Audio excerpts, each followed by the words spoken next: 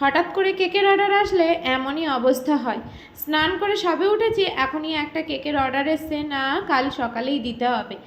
এখন মোটামুটি ওই 12:30 একটা মতো বাজে। এখন যদি আমি কেকটার ব্যাটার না করে রাখি, আবার আমাদের রাত্রে একটু বেরোনোর প্ল্যান ছিল, তাই ভাবলাম কি করি করতে করতে এখনই করে রাখলাম, না হলে পরের দিন সকালে আর কেকটা আমি ডেলিভারি দিতে পারবো না। যেহেতু বাড়ির পাশ থেকেই নেবে এবং বাড়ি থেকেই নিতে আসবে, তাই আর আমার কোনো চাপ থাকলো না। তবে প্রচণ্ড টেনশন হয়ে যায়, কারণ আমাদের যে এলাকা স্বরূপনগর ডাকবাংলো, যেখান থেকে আমি এই ছোট্ট হোম বিজনেসটা চালাই, সেখানে কিন্তু আমার এই কেকের মেটেরিয়ালস পাওয়া যায় না। আমার এগুলো বসিরহাট থেকেই কিনে নিয়ে যেতে হয়, যার কারণে আমার 2 দিন আগে যদি কেকের অর্ডার দেওয়া হয় তাহলে খুব ভালো হয় এবং আমি সবাইকে ডেলিভারিটা দিতে পারি।